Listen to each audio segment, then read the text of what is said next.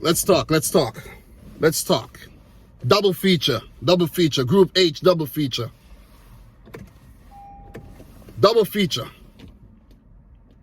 Uruguay, South Korea, Portugal, Ghana. I got my predictions right. I predicted a draw for the Uruguay-Korea match, and I predicted Portugal to beat Ghana. Round of applause, Dom. Round of applause. Because I don't always get them right. But if I do, I feel good. You know what I'm saying? But, look. Let's start with the Uruguay-South Korea game. I just had a feeling that South Korea would have been inspired by what Saudi Arabia did and what Japan did. And I was right. I was actually right, because Paulo Bento's men went out there and put out a very, very good performance. They didn't have any inferiority complex against two-time champions Uruguay, and they took the game to Uruguay. You see what I mean? Uruguay did get the better the chances in the game, but I think overall it was an even contest where South Korea went into the game as underdogs, but 0-0. They did what they had to do, and they picked up a point against one of the better teams in the group, because I went for Uruguay to top this group ahead of Portugal, and for South Korea and Ghana to get knocked out. That could still happen, but it's only the first match day in Group H. Only the first match day. This sets up Group H very, very nicely. But Hwang Wee-jo, you have to absolutely put that in. You got to put that in. Whenever you're playing against these good teams, these better teams, and the opportunities present themselves, you got to score, especially when you're doing so well in all the other departments, in the midfield and in the defense, and you're keeping them scoreless. When the opportunity comes your way, you have to score. Son Heung-min did get an opportunity as well where, Roche, the keeper, kind of gave away the ball. Uruguay wasn't punished. They got off the hook. I think Uruguay got off the hook. But this, I think, is still a better result for South Korea than it is for Uruguay. Uruguay put themselves in a very, very difficult situation here. Diego Godin did hit the post from a header, the foot of the post, and Fede Valverde, what a rocket of a shot. Darwin Nunez looked bright, but Suarez not involved enough. Cavani came off the bench and looked a lot better. You got to give it to South Korea for actually holding their nerve. The goalkeeper pulled off some big saves. He made some good decision at the back end of the game. And they held on to what I think is a well-deserved 0-0 draw. South Korea showing that they have quality. Even though that they failed to advance in the last World Cup, they took Germany out with them. Could we be seeing a similar situation where a result like this take out Uruguay or even Portugal? Because Portugal didn't look so convincing today at all. They won the game, but it wasn't a convincing winner. We're going to talk about that. We're definitely going to talk about that. But overall, I have to say it's a fair result. Uruguay didn't play well enough to win. And for South Korea, they played well enough to get a draw against a team that I think is better than them historically and on paper. This is Uruguay you're talking about. Maybe they're taking some time to get up to speed, to start getting that togetherness as a team. Currently maybe in second gear. Got to get their engines warmed up. Diego Alonso, you guys got to get it together, because your next game is next Monday against Portugal. That's a massive match. If Uruguay draw that game, it could be a good result for them, because they would fancy their chances against Ghana. But with South Korea in this kind of form, you want to pick up 3 points. For South Korea, they play Ghana. That's going to be a very interesting game, because Ghana, of course, played to a 3-2 loss. That was a thriller against Portugal, and they're not going to lie down. They're not going to just sit back and relax and get beaten by South Korea. So Group H is shaping up very, very nicely after the first match day there. So, look, let's move. 0-0 match. We've been seeing quite a few of those 0-0 affairs this World Cup. Last time we didn't have a lot. I think we only had one. And let's talk Portugal, Ghana. I'm getting kind of hot. I need to take this off. I'm kind of hot right now. I'm kind of hot right now. You know what I'm saying? Like, oh man, heating up over here. You know, I know it's a Winter World Cup and all, but have to shed some of those layers. I predicted a 3-0 win for Portugal. They did score 3 goals. But let's give it up to Ghana, man. They made Portugal fight hard for this win. And it could have been disastrous at the end there. Ghana, I could say, played well enough to get a point. They should have got the point. If the player who I didn't get to identify because I was getting ready, I got off of work, I was getting ready to come to my car and everything, and I missed who the player was because they didn't zoom up enough. But Diego Costa, what are you thinking? You're not looking around? You're not looking around? He almost stole that goal. One of those situations where the goalkeeper put down the ball and the player's hiding out in the goal, in the net, and he runs in and steals the. If that had gone in, that would have been the talk right now. Ghana, great performance. The first African team to score at the 2022 World Cup. They got 2 goals. I think they represented well after Tunisia and Morocco earned draws. Senegal and Cameroon lost their game, and now, of course, Ghana lost their game as well. So it's not been a good World Cup so far for Africa, especially the West African contingent. The North African contingent, yeah, maybe they feel more at home being Arabic and being closer to the Middle East and all. The conditions may be more favorable to them. But Portugal, I have to say, I know it's your first game and you would need time to get things together, but you look suspect. You look suspect. Portugal look suspect, I have to say. They look suspect because you got 3-1 up and allow Ghana to come back in the game like that and almost sneak a point. First and foremost, the lineup, right? My thoughts on the lineup. A few questionable inclusions, maybe like guys like Otavio playing Danilo at center back, maybe Guerrero at left back, maybe instead of Nuno Mendes. João Felix, I kind of question his inclusion ahead of Rafael Leao, but I guess, you know, João Felix scored a goal and Leao scored a goal, so they could, you know, they could switch back and forth.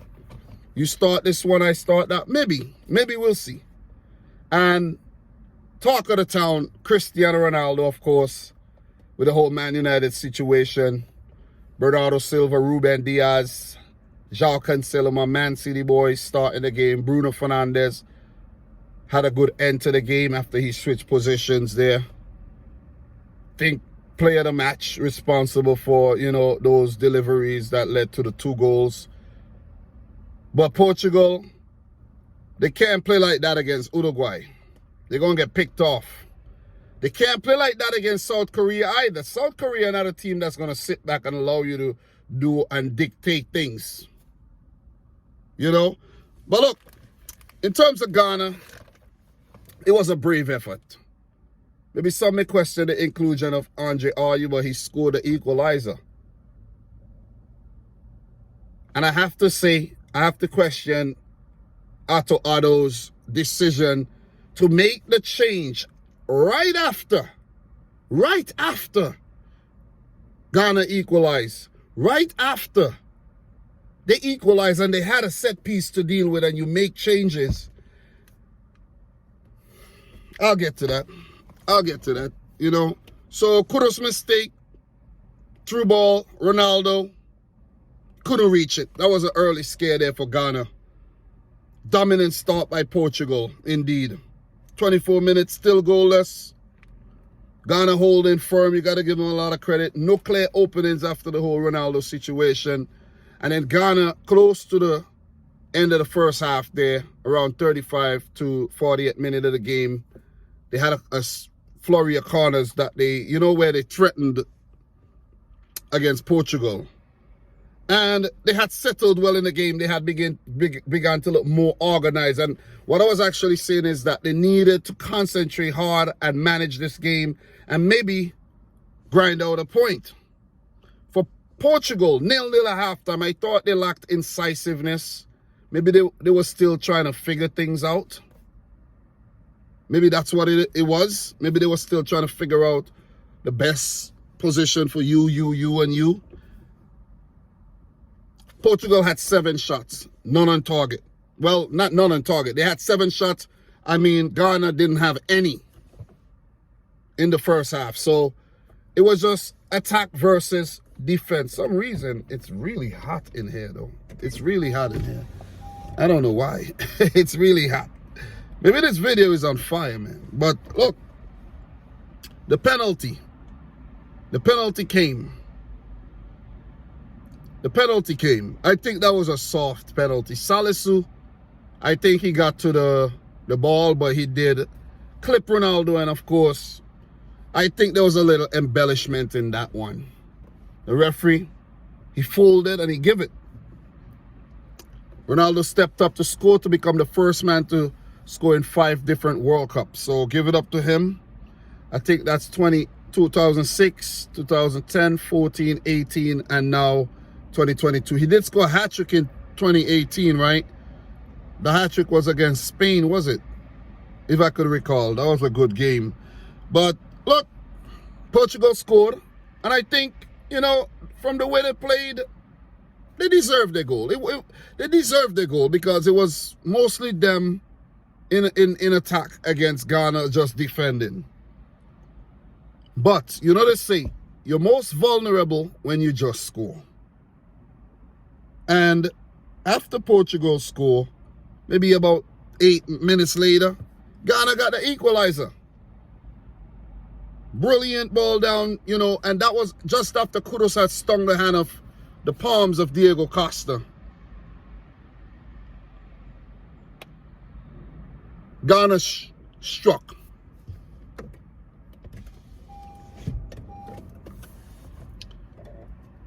Mohamed Kudus. Definitely, the world is going to know more about him after this World Cup. He's at Ajax. We know he's good, but really good square. Poor defending from Portugal.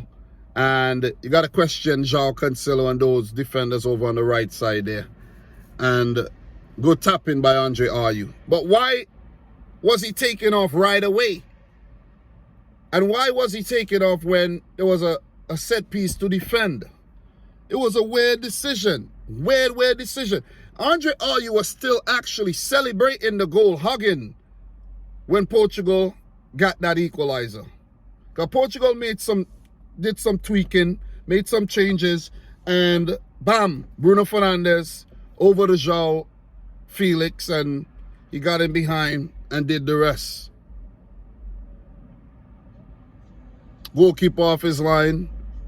I don't think the goalkeeper did a bad job on the day, but off his line and beaten. And the goals kept coming. Rafael Leao scored.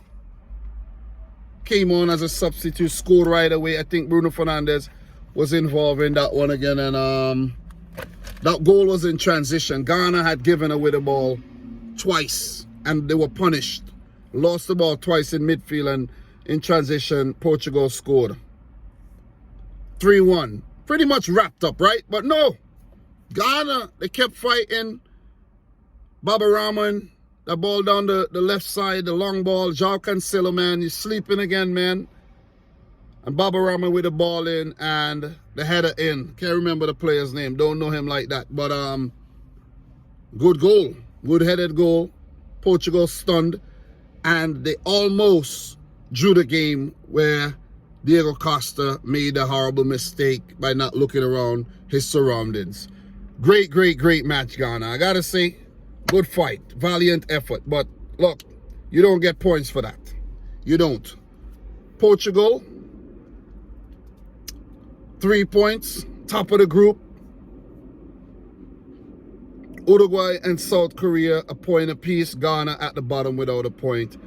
Next Monday, it's on. Ghana, South Korea, Portugal, Uruguay. Look for the previews for those.